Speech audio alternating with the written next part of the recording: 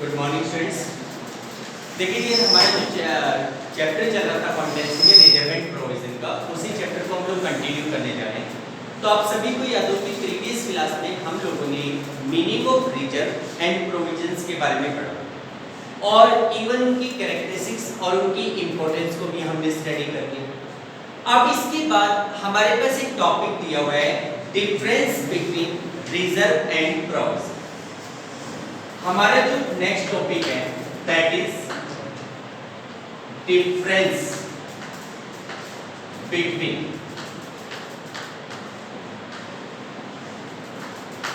Provisions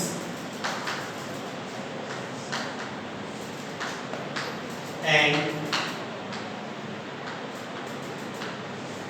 reason.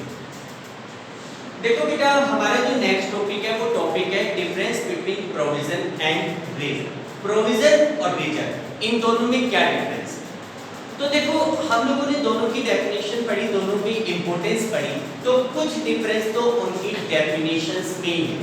जैसे एक difference है charge and appropriation of profit.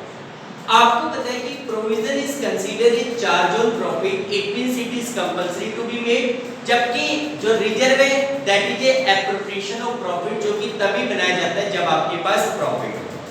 तो देखो, पहले तो जैसे इसमें डिफरेंस दिया हुआ है आपकी बुक के अकॉर्डिंग, आपको बताया होता है डिफरेंस में तीन कॉलम्स बनाने होते हैं। एक होता है बेसिस ऑफ डिफरेंस का, दूसरा होता है प्रोविजन और तीसरा हो जाएगा रिजर्व। तो देखो, सबसे पहले बात करते हैं मीनिंग। देखो, मीनिंग में इसने दिया है कि it is created to meet a novel liability, और जबकि वो अननोवेल लाइबिलिटी। आप मीनिंग को थोड़ा सा चेंज करो। आप मीनिंग में क्या लिखेंगे कि provision is that amount which is retained to meet any future novel liability, while reserve में क्या लिखेंगे कि that amount of profit which is retained to meet any future contingency या future unknown liability। ठीक है, ये तो हो गया मीनिंग। उसके बाद एक आता है नेसेसिटीज, और नेसेसिटीज में इसने दिया है चार्ज और एप्रोप्रिएशन ऑफ प्रॉफिट। इसको दो अलग अलग पॉइंटों में डिवाइड करो। एक पॉइंट लिखो नेसेसिटीज। नेसेसिटीज का मतलब है क्या बनाना जरूरी है, तो प्रोविजन में लिखोगे it is necessary to create provision, यानी कि ये लीगल नेसेसिटीज है, लीगल रिक्वायरमेंट है, आपको प्रोविजन बनाने पड़ेंगे, इट इज लीगली नेसेसरी। जबकि रीजन में क्या लिखोगे, it is not necessary to create reserve. फिर सेकंड नेक्स्ट पॉइंट आप पढ़े चार्ज और एप्रोप्रिएशन ऑफ प्रॉफिट, तो उसमें क्या लिखेंगे कि provision is a charge on profit which is compulsory to be made whether there is profit और लॉस। रिजर्व में क्या लिखेंगे कि reserve is an appropriation of profit which will be created when there will be profit और, यानी कि reserve appropriation of profit है जो केवल तभी बनाया जाता है जब फर्म के पास प्रॉफिट। उसके बाद ऑब्जेक्ट। देखो बेटा, ऑब्जेक्ट क्या होता है? इसमें लिखा हुआ है कि object is provide for depreciation, doubtful debts and other special liability. Simple सा ये लिखो कि the object of creating the reserve is to make novel liability. जबकि रिजर्व का ऑब्जेक्ट क्या होता है? आप रिजर्व किस लिए बनाते हैं? The object of reserve, creation of reserve is to strengthen the financial position of the business. हमारे बिजनेस की फाइनेंशियल पोजीशन को स्ट्रेंथनेस प्रोवाइड करने के पर्पस से रिजर्व बनाया जाता है। Reserve is created for strengthening the financial position. उसके बाद आता है mode of creation. Mode of creation का मतलब है कहां से बनाया जाता है। देखो, provision is created by debiting the profit and loss account. देखो, आगे जाकर आप लोग किसी भी कंपनी, किसी भी बिजनेस ऑर्गेनाइजेशन के फाइनेंशियल स्टेटमेंट पढ़ोगे, फाइनेंशियल अकाउंट के बारे में बात करेंगे, तो किसी भी बिजनेस के फाइनेंशियल स्टेटमेंट में एक स्टेटमेंट होता है प्रॉफिट एंड लॉस, जो at the end of year बनाया जाता है प्रॉफिट और लॉस को कैलकुलेट करने के पर्पस से। तो जो प्रोविजन है ना, उसको आप प्रॉफिट एंड लॉस अकाउंट में डेबिट करोगे, it will be debited to profit and loss account. जबकि रिजर्व के केस में it is created by debiting the profit and loss appropriation account। Provision कहां से बनाया जाता है? Profit and loss appropriation account से। इन्वेस्टमेंट आउटसाइड द बिजनेस, क्या रिजर्व और प्रोविजन के अमाउंट को आउटसाइड द बिजनेस इन्वेस्ट किया जा सकता है? तो देखो provision amount can not be invested outside the business. आपके पास जो प्रोविजन का अमाउंट होता है उसको बिजनेस के बाहर इन्वेस्ट नहीं कर सकते। The amount of provision can not be invested outside the business, जबकि रिजर्व के केस में the amount of reserve can be invested outside the business. Reserve के अमाउंट को बिजनेस के बाहर इन्वेस्ट किया जा सकता है। उसके बाद आता है presentations in balance sheet, balance sheet में प्रेजेंट करना। देखो बेटा प्रोविजन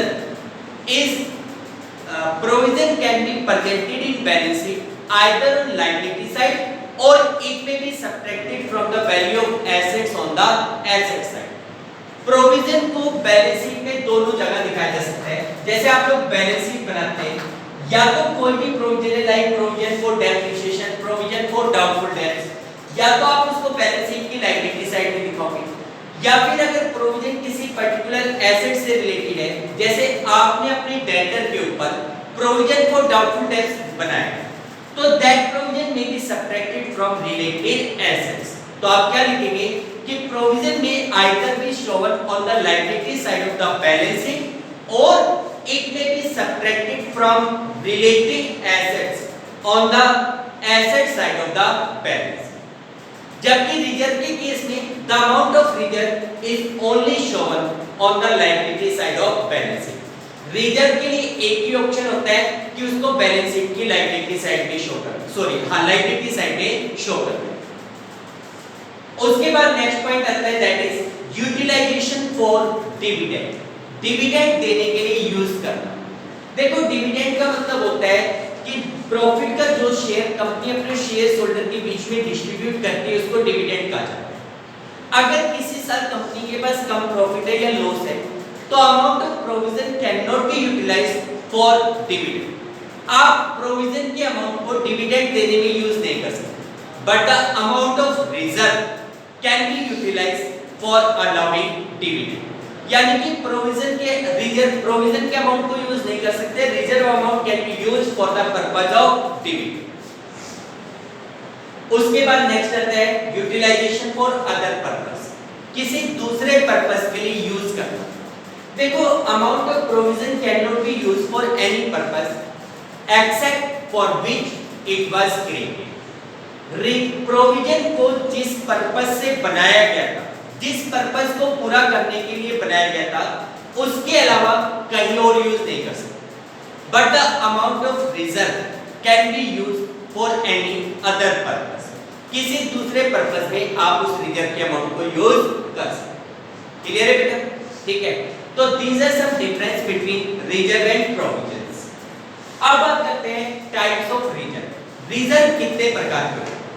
देखो generally the reserve may be divided into two category, one is revenue reserve and second one is capital reserve. Revenue reserve further can be divided into two part, one is general reserve and second is specific reserve. तो देखिए dear, इसमें से सबसे पहले हम लोग बात करते हैं रिवेन्यू रिजर्व।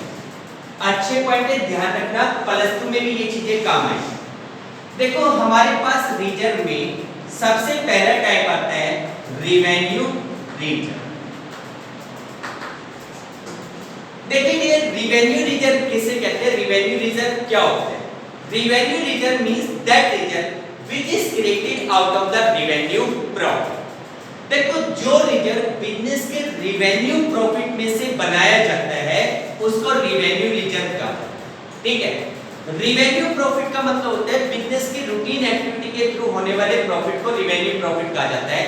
लाइक आपने 20,000 की गुड्स को 50,000 रुपीस में सेल आउट किया, there is a profit of rupees 30,000। यहाँ पे आपको 30,000 रुपीस का प्रॉफिट हो रहा है, तो this profit is called revenue. और इस प्रॉफिट में से जो रिजर्व बनाया जाता है that is called revenue reserve. इस प्रॉफिट से जो रिजर्व बनाया जाएगा that will be called revenue reserve. देखिए बेटा, अगर किसी भी फर्म के पास कोई रिवेन्यू प्रॉफिट है, it is not compulsory to create the revenue reserve. It depends upon the descriptions of the company whether to create the revenue reserve और नॉट। यानी कि रिवेन्यू रिजर्व बनाना है या नहीं बनाना है, ये कंपनी की डिस्क्रिप्शन, कंपनी की इच्छा पे डिपेंड करेगा। तो देखिए रिवेन्यू रिजर्व का मतलब होता है this reserve come into existence out of profit which have been earned in the course of day to day business operation. Simple सी लैंग्वेज में आप ये लिखे कि revenue reserve is that reserve which is created out of the revenue profit and revenue profit means the profit earned by a business organization from its routine activity। कोई भी business organisation अपनी routine activity के through, regular activity के through, regular activity क्या है? Goods खरीदना, goods बेचना, इसके थ्रू जो प्रॉफिट अर्न करता है उसको कंपनी का रिवेन्यू प्रॉफिट कहा जाता है। And out of that revenue profit A reserve is created which is called revenue reserve. ठीक है, जिसको रिवेन्यू रिजर्व कहा जाता है। देखिए बेटा, therefore the revenue reserve represent undistributed profit and as such are available for the distributions of dividend। देखो ये जो रिवेन्यू रिजर्व होता है ये अनडिस्ट्रीब्यूटेड प्रॉफिट को रिप्रेजेंट करता है क्योंकि ये प्रॉफिट डिस्ट्रीब्यूशन ऑफ डिविडेंड के लिए अवेलेबल होता है। यानी कि सिर्फ सिंपल से ये कह सकते हैं कि revenue reserve represent the undistributed profit. It means that profit which is not distributed among the shares holder. ठीक है, देखो रिवेन्यू रिजर्व में भी further divided into two part. Definition छोड़ देना, डेफिनेशन मैंने जो बताई है वो लिखे। फिर उसके बाद कह रहे हैं कि रिवेन्यू रिजर्व में भी of following two types. Revenue reserve दो प्रकार के हो सकते हैं। एक होता है जर्नल रिजर्व। रिवेन्यू रिजर्व के जो टाइप्स हैं उसमें पहला आता है जर्नल रिजर्व।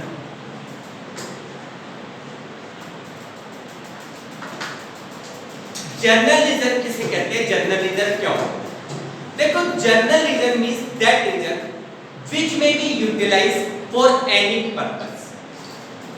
जर्नल रिजर्व का मतलब होता है वो रिजर्व जिसको आप किसी भी पर्पस में यूज कर सकते हो, which are not created for any specific purpose, it may be utilized for any purpose। इस प्रकार की रिजर्व को आप किसी भी पर्पस में यूज कर सकते हो। लाइक जैसे मान लो आज हमारे पेरेंट्स कुछ इनकम अर्न करते हैं, उस इनकम में से 5000 रुपए निकाल के बैंक में डिपॉजिट करवा दें, हर महीने 5000 बैंक में डिपॉजिट करवा दें, वो उनकी जनरल सेविंग्स।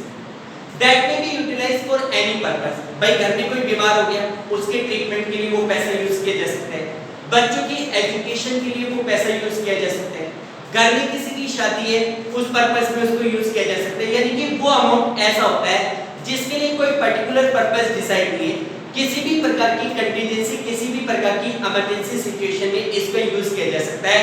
तो इसको हम क्या कहते हैं? जर्नल रिजर्व कहते हैं। तो देखो जर्नल रिजर्व का मतलब ये होता है कि general reserve means that reserve which may be utilized for any purpose, यानी कि जिसको आप किसी भी पर्पस में यूज कर सकते हो। तो इसमें कह रहे हैं usually the businessman do not withdraw the entire amount from profit from the business but retain a part of it in the business to meet unforeseen future uncertainties। यानी कि कोई भी बिजनेसमैन अपने बिजनेस का पूरे का पूरा प्रॉफिट डिस्ट्रीब्यूट नहीं करता, बल्कि उस प्रॉफिट का एक पोर्शन, एक पार्ट रिटेन करता है, बचा के रखता है, to meet unforeseen future uncertainties. Future की किसी भी अनसर्टेनिटीज को फेस करने के लिए profits are retained in the business for a rainy day are known as journal reserve।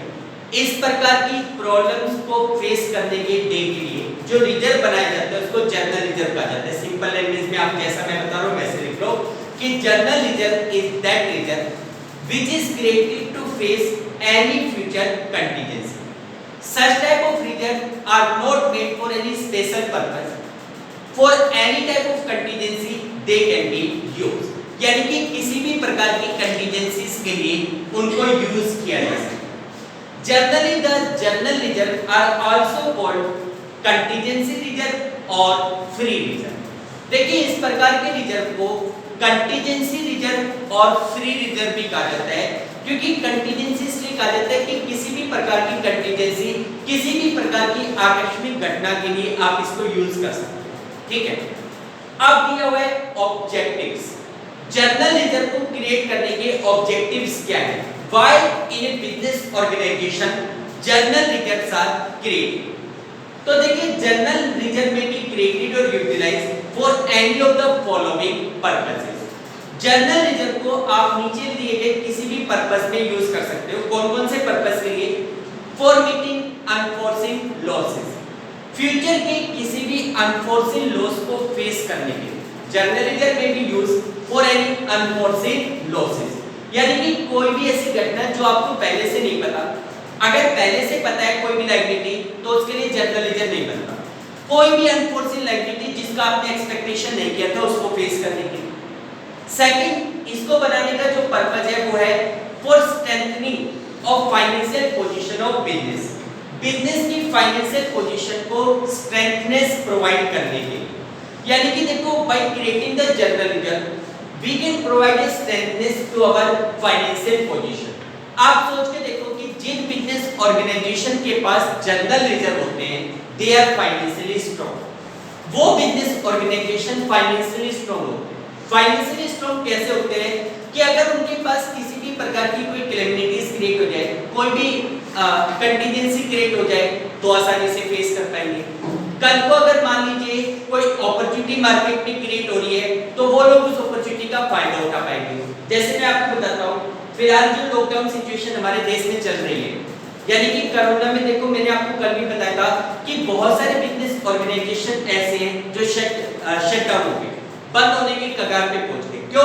क्योंकि इनकी फाइनेंशियल पोजीशन स्ट्रांग नहीं थी।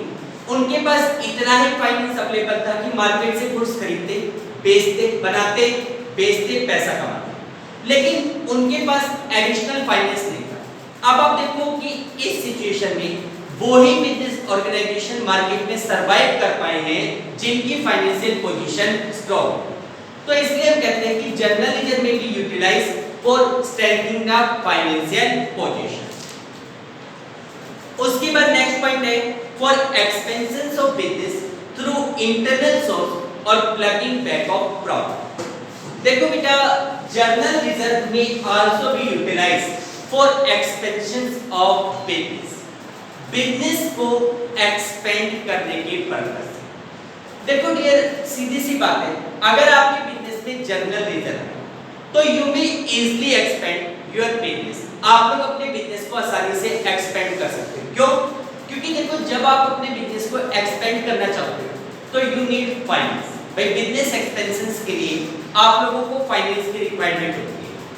With the help of general reserve you may easily expand your business. भाई, मान लो आज हमें लगता है कि आज हम एक पर्टिकुलर प्लेस के ऊपर बिजनेस कर रहे हैं, किसी दूसरे प्लेस के ऊपर भी बिजनेस यूनिट खोल ली जाए, तो अगर आपके पास जर्नल रिजर्व है तो amount of general reserve can B plug back into that additional unit. यानी कि जो नई शॉप खोलोगे, नई ब्रांच आप खोलोगे, उसमें आप जर्नल रिजर्व के पैसे को यूज कर सकते हो।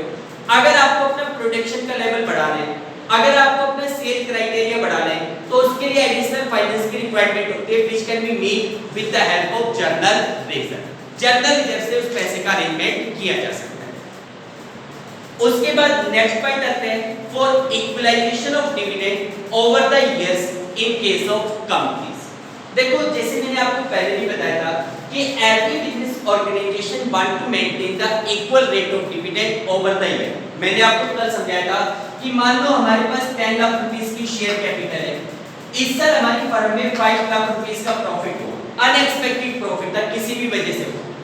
अगर आप 5 लाख रुपीस का डिविडेंड दोगे तो ये डिविडेंड शेयर कैपिटल का 50% होगा। अब नेक्स्ट ईयर में क्या होगा कि शेयर होल्डर इसी डिविडेंड की एक्सपेक्टेशन करेंगे, लेकिन जरूरी नहीं कि नेक्स्ट ईयर भी आपको 5 लाख का प्रॉफिट हो, नेक्स्ट ईयर में प्रॉफिट कम हो सकता है। उस केस में शेयर होल्डर की एक्सपेक्टेशन ज्यादा है, आप डिविडेंड कम दे रहे हो, शेयर होल्डर आपकी कंपनी पे बिलीव नहीं करेगा। इसलिए कोई भी कंपनी अपने बिजनेस में जर्नल रिजर्व मेंटेन करती है ताकि वो डिविडेंड की इक्वल रेट को मेंटेन कर सके। किसी साल अगर प्रॉफिट कम है तो in that year the amount of general reserve can be used to make the payment of dividend. Dividend की पेमेंट करने के लिए उस केस में जर्नल रिजर्व के पैसे का यूज किया जा सकता है, general reserve can be utilized. तो हम ये कह सकते हैं कि general reserve is also prepared to maintain the equal rate of dividend over the years. यानी कि कई सालों तक डिविडेंड की इक्वल रेट को मेंटेन करने के पर्पस से भी जर्नल रिजर्व बनाया जाए। ठीक है बेटा, क्लियर? तो ये हमारे पास है ऑब्जेक्टिव ऑफ जर्नल रिजर्व। अब इसके बाद हम लोग बात करते हैं सेकंड रिवेन्यू रिजर्व की। रिवेन्यू रिजर्व का जो सेकंड पार्ट है वो है स्पेसिफिक।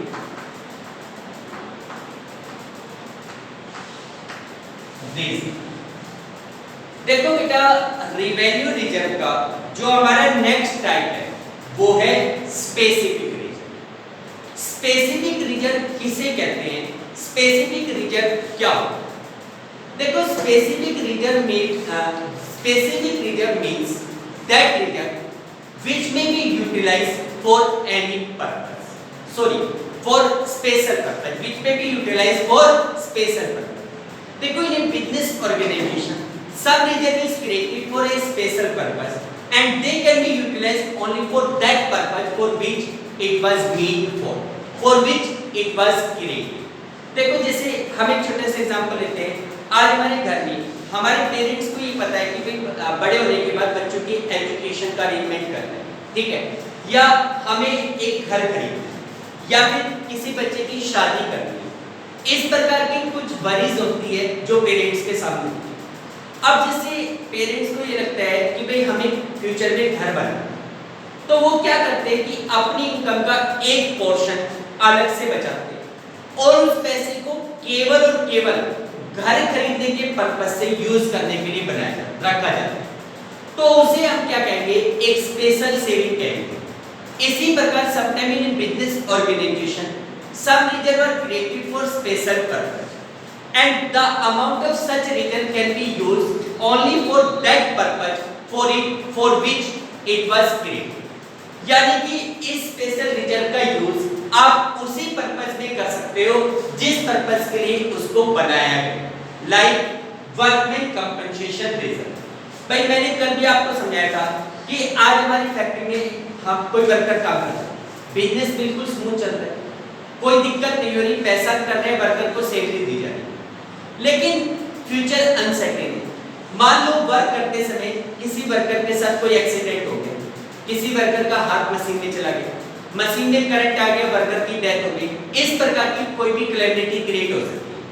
तो उस कंटीजेंसी के केस में we have to make some compensation to the worker. देखो, अगर काम करते समय वर्कर के साथ कोई भी दुर्घटना हो जाए, कोई भी एक्सीडेंट हो जाए, तो in that case it is the responsibility of the business organization to make some compensation to the worker। उस वर्कर को कुछ कंपनसेशन किया जाए। तो ऐसी सिचुएशन में कुछ बिजनेस ऑर्गेनाइजेशन एक रिजर्व बना लेते हैं जिसका नाम होता है workman compensation reserve. That reserve is used only for making the compensation to the worker in case of any accident. यानी कि इस प्रकार का जो रिजर्व होता है वो वर्कर को एक्सीडेंट की कंडीशन में कंपनसेशन देने के पर्पस से बनाया जाता है। तो ऐसे रिजर्व को हम वर्कमैन कंपनसेशन रिजर्व कहते हैं। तो such type of reserve can be created. इस प्रकार के रिजर्व को हम स्पेसिफिक रिजर्व कहते हैं। तो देखो, स्पेसिफिक रिजर्व के बारे में ये कहा गया है कि such a reserve is created for specific purpose and can be utilized only for that purpose. इस प्रकार के रिजर्व स्पेसिफिक पर्पस के लिए बनाए जाते हैं and they can be utilized only for that purpose, और इस रिजर्व को उसी पर्पस में यूज किया जा सकता है। It can be utilized only for that purpose. तो such type of reserve are called specific reserve. ऐसे रिजर्व्स को हम स्पेसिफिक रिजर्व कहते हैं। Examples of specific reserve are, कुछ स्पेसिफिक रिजर्व कौन-कौन से? तो देखो, अब मैं आपको कुछ स्पेसिफिक रिजर्व और उनके यूटिलाइजेशंस के बारे में बताने जा रहा हूं। याद रखना, ध्यान से समझना, क्योंकि ये चीजें आगे जाकर प्लस 2 में काम आएंगी। देखो, कुछ रिजर्व के बारे में डिस्कस करते हैं, स्पेसिफिक रिजर्व के बारे में।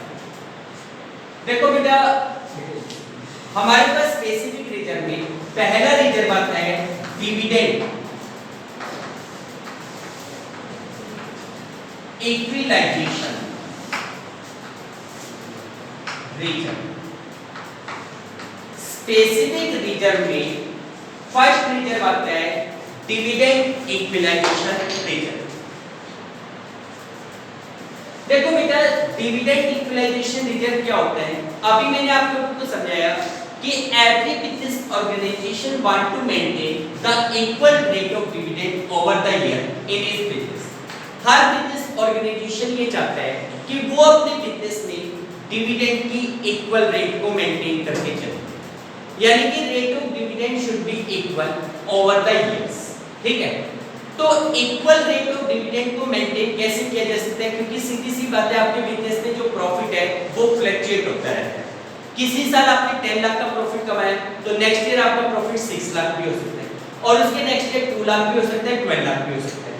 तो जब हमारे पास प्रॉफिट अलग अलग है तो डिविडेंड भी सेपरेट है। लेकिन अगर मान लो कोई फर्म ये चाहती है कि it should maintain the equal rate of dividend over the year, भाई जैसे इस साल हमने 10% डिविडेंड दिया तो नेक्स्ट ईयर भी हम 10% दें, नेक्स्ट ईयर भी 10% दें। अब आप देखो कि 10% की रेट मेंटेन करना है। मान लो इस साल आपके बिजनेस में 12% प्रॉफिट हो रहा है, आप इसकी 10% दे सकते हैं। लेकिन नेक्स्ट ईयर आपके बिजनेस में 9% का प्रॉफिट हुआ तो उस केस में 10% का डिविडेंड मेंटेन करने के लिए आप ये वाला रिजर्व बना, तो आप ये लिखेंगे कि dividend equalization reserve is that reserve which is created for the purpose of maintaining the equal rate of dividend, यानी कि वो रिजर्व जो कि डिविडेंड की इक्वल रेट को मेंटेन करने के पर्पस से बनाया जाता है, that is called dividend equalization reserve. The amount transferred to this reserve can be used for maintaining the equal rate of dividend over the year. भाई किसी भी साल if in any year there is less profit, dividend equalization reserve can be used to give same rate of dividend. Same rate of dividend देने के लिए आप इस reserve को यूज कर सकते। ठीक है, सेकंड हमारे पास आता है reserve for replacement of assets, इसको एसेट्स रिप्लेसमेंट रिजर्व कहा जाता है।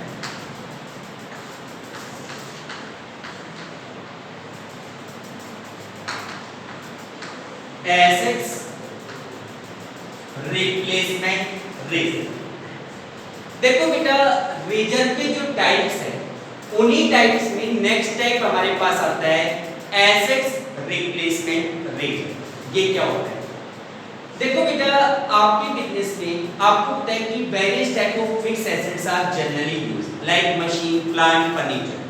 कई प्रकार की फिक्स एसेट्स को आप अपने बिजनेस में यूज करते हैं। अच्छा, ये भी मान के चलो कि हर फिक्स एसेट्स की जो यूजफुल लाइफ होती है वो लगभग फिक्स होती है। After a certain number of years you have to replace the assets. मान लो आज आपने कोई मशीन परचेज करी जिसकी value 10 lakh rupees, 10 lakh rupees की आपने अपने बिजनेस में कोई मशीन लगाई है। ठीक है, ये तो सर्टेन है कि वो machine after few years will stop to work, यानी कि ये मशीन कुछ सालों के बाद खराब होगी, इसको आपको रिप्लेस करना पड़ेगा, इसकी जगह नई मशीन आपको लेनी पड़ेगी। अब आप देखो कि आपकी मशीन 10 लाख रुपीस की, मान लो फॉर एग्जांपल ये मशीन 5 इयर्स तक वर्क करेगी। कितने इयर्स तक वर्क करेगी? Up to 5। आफ्टर 5 ईयर ये मशीन वर्किंग कंडीशन में नहीं रहेगी और 5 इयर्स के बाद इस मशीन को हटा के इसकी जगह नई मशीन लगानी पड़ेगी। अच्छा, वो नई मशीन की कितने की आएगी? वो 10 लाख या 12 लाख, हो सकता है 5 सालों में प्राइस बढ़ जाए, 10 to 12 लाख रुपीस के।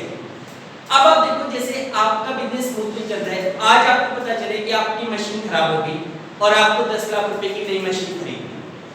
अचानक से 10 लाख रुपीस का अरेंजमेंट करना इमीडिएटली थोड़ा सा मुश्किल हो सकता है, थोड़ा सा डिफिकल्ट हो सकता है। ठीक है, 10 लाख रुपीस का अरेंजमेंट इमीडिएटली करना थोड़ा सा डिफिकल्ट होगा। इसके रिस्पेक्टिव फर्म क्या कर सकती है कि भाई फर्म को ये तो पता है कि 5 इयर्स के बाद ये मशीन खराब होगी, तो फर्म क्या करेगी? एक एसेट्स रिप्लेसमेंट रिजर्व क्रिएट कर लेती है।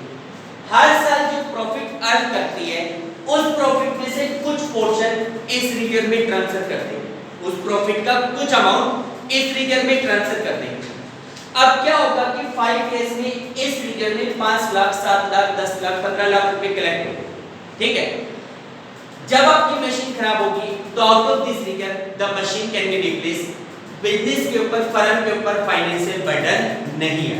ठीक है, तो आप लोग एसेट्स रिप्लेसमेंट रिजर्व को कैसे डिफाइन करोगे कि assets replacement reserve means that reserve which is created with the purpose of replacing the assets, यानी कि which is created for the replacement of assets. Every year an amount out of the profit is transferred to this fund या to this reserve, and whenever our assets is discredited भाई जब भी आपकी asset डिस्ग्रेड होती है, खराब होती है, out of this reserve the assets can be replace. इस रीजन का यूज करके आप अपनी उस एसेट्स को रिप्लेस कर सकते हो। तो इस प्रकार के रीजन को हम एसेट्स रिप्लेसमेंट रीजन कहते हैं। Such type of reserve is called assets replacement reserve. ठीक है बेटा, ठीक है। इसके बाद नेक्स्ट हमारे पास आता है that is investment fluctuation fund या रीजन। देखो फंड और रीजन के बीच का डिफरेंस तो मैंने बता दिया था कि when the profit is maintained separately it is called reserve and when the amount of reserve is invested outside the business it is called fund। तो कई जगह पे तो रिजर्व वर्ड यूज होगा, कई जगह पर फंड वर्ड यूज होगा, डिफरेंस नहीं है। तो देखो अब हमारे पास नेक्स्ट पॉइंट आता है that is investment fluctuation fund या फिर रेट। देखिए ये इन्वेस्टमेंट फ्लक्चुएशन फंड किसे कहते हैं, इन्वेस्टमेंट फ्लक्चुएशन फंड क्या होता है। देखो कई बार बिजनेस में सरप्लस फंड होता है। देखो कुछ बिजनेस ऑर्गेनाइजेशंस ऐसे होते हैं जो सीजनल बिजनेस होते हैं, 6 महीने काम करते हैं, 6 महीने बेकार रहते हैं। ठीक है, ऐसे बहुत सारे बिजनेस आप भी जानते होंगे। ठीक है, जैसे कि फॉर एग्जांपल वूलन क्लॉथ का बिजनेस है। अब आपको पता है जो वूलन क्लॉथ है वो केवल विंटर सीजन में सेल आउट होते हैं। तो जो कंपनीज वूलन क्लॉथ बनाती है विंटर सीजन में तो उनके पास डिमांड रहती है, प्रोडक्ट बनाने पड़ते हैं, तो दे नीड फाइनेंस। लेकिन जबकि समर जो सीजन आता है उसमें उनको फाइनेंस की रिक्वायरमेंट नहीं होती, उनके पास जो फाइनेंस होता है वो आइडियल पड़ा रहता है, खाली पड़ा रहता है, बेकार पड़ा रहता है। ठीक है, तो ऐसे सिचुएशन में क्या होता है कि जब उनके पास फाइनेंस पड़ा हो लेकिन उसका यूटिलाइजेशन नहीं हो पा रहा, तो वो लोग चाहते हैं कि उस पैसे को, उस फाइनेंस को किसी ऐसी जगह पर इन्वेस्ट कर दिया जाए ताकि उसके ऊपर कुछ रेगुलर अर्निंग आती है। भाई मान लो आज मैंने कोई वूलन क्लॉथ की फैक्ट्री खोली हुई है और उसमें 50 लाख रुपीस इन्वेस्ट किए।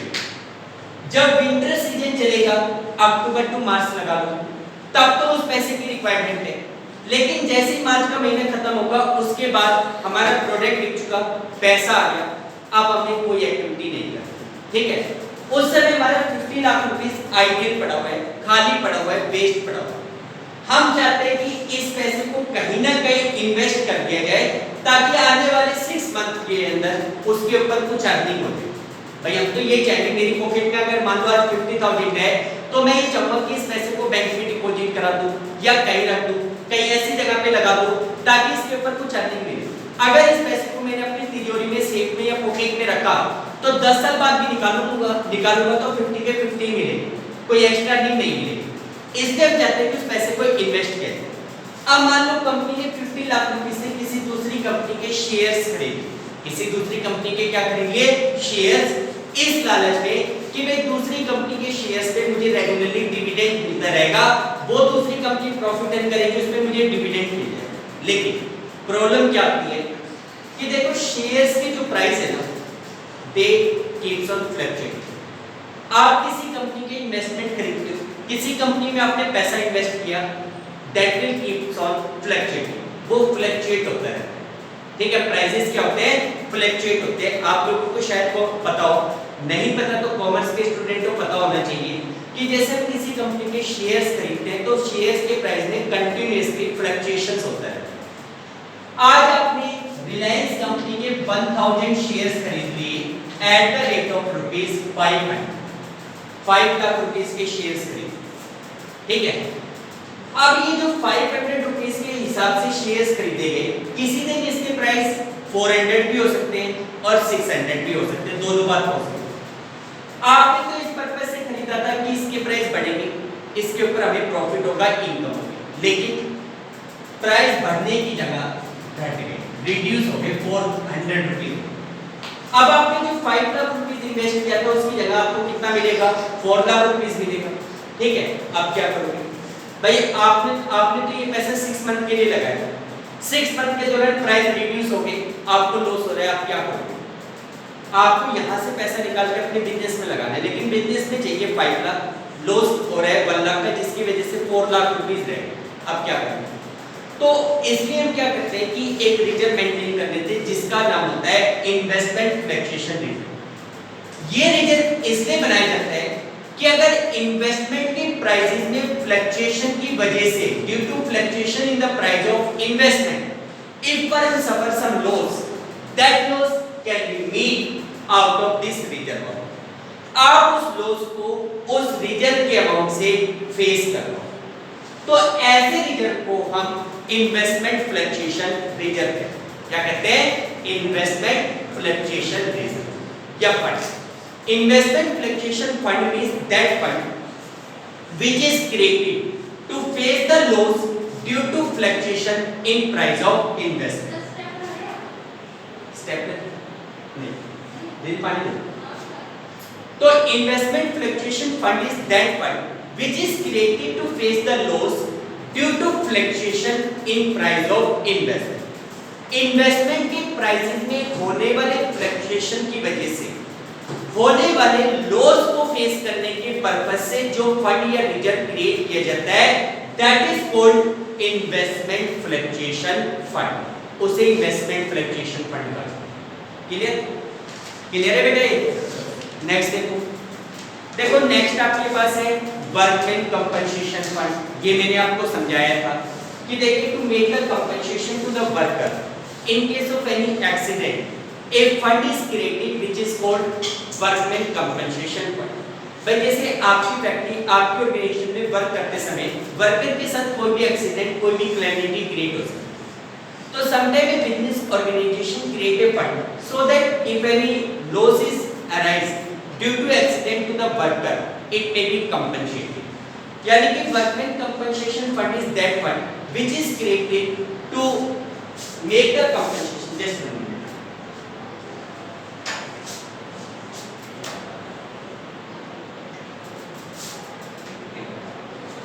तो देखो ये क्या बोल रहा था कि workman compensation fund is that fund which is created to make the compensation to the worker.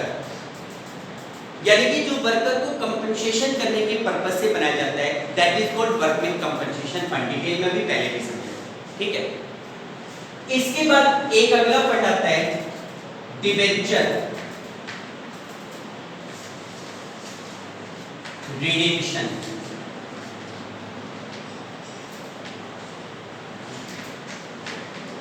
Fund इसका दूसरा नाम सिंकिंग फंड। बेटा इसका जो दूसरा नाम है वो है सिंकिंग फंड। ये क्या होता है?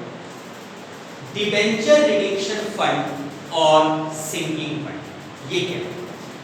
देखिए डियर आप सभी को मैंने डिबेंचर्स के बारे में बताया। बिजनेस स्टडी में आप लोगों ने डिबेंचर का मीनिंग पढ़ा था कि when a company raise the loan from the public a written document is issued which is called debenture. यानी कि डिबेंचर की डेफिनेशन क्या थी कि debenture is the acknowledgement of a debt raised from the public. Public से लिए गए loan का एक प्रूफ होता है debenture. Debenture is the acknowledgement of debt raised from the public. ठीक। अब देखो कोई भी कंपनी अगर पब्लिक से लोन लेगी तो आप ये भी मान के चलो कि after a certain time period it will be paid. भाई अगर किसी भी कंपनी ने पब्लिक से लोन लिया है तो एक सर्टेन टाइम पीरियड के बाद उस लोन की रीपेमेंट भी करनी पड़ेगी। इवन कोई भी कंपनी जब डिबेंचर इशू करती है उसी समय डिबेंचर होल्डर को ये बताया जाता है आज से कितने साल के बाद और किस कंडीशंस के अकॉर्डिंग हम आपको आपका पैसा रिफंड करेंगे। आज मान लो मेरी एक कंपनी मैंने पब्लिक से लोन लिया तो मैं पब्लिक को ये बता दूंगा कि आज से 5 साल के बाद after 5 year you will be redeemed, you will be paid. भाई आपका रिडेम्पशन होगा, आपके डिबेंचर का रिडेम्पशन होगा, आपको पेमेंट वापस मिलेगी। ठीक है। आप भी सोचो ना कि आज आप किसी से पैसा उधार लेते हो, जैसे किसी फ्रेंड से कहा कि भाई 100 रुपीज उधार दे दो, कल पैसा रिटर्न करेंगे। जब पैसा उधार लिया जाता है उसी समय रिफंड की डेट बताई जाती है कि कब रिफंड करें। ठीक है। अब मान लो किसी कंपनी ने आज 50 लाख रुपीस के डिबेंचर मार्केट में इशू किए, ये सर्टेन है कि after a fixed time period this amount is to be refunded. भाई एक सर्टेन टाइम पीरियड के बाद ये अमाउंट रिफंड करना है। मान लो डिबेंचर इशू करते समय कंपनी ने डिबेंचर होल्डर को ये बताया कि after 5 years you will be redeemed, you will be paid. अब 5 साल के बाद जिस दिन रिडेम्पशन की डेट आएगी, कंपनी को 50 लाख रुपीस की पेमेंट करनी पड़ेगी। एक साथ इतने बड़े अमाउंट का अरेंजमेंट करना थोड़ा सा डिफिकल्ट हो सकता है। तो कंपनीज क्या करती है, एक फंड क्रिएट करती है जिसका नाम होता है डिबेंचर रिडीम्पशन फंड और सिंकिंग फंड भी कहते हैं। हर साल अपने प्रॉफिट में से out of profit an amount will be transferred to this fund and the amount of this fund will be used for the purpose of redemption of debenture. इस फंड का जो पैसा होगा वो डिबेंचर को रिडीम करने के पर्पस से यूज किया जाएगा।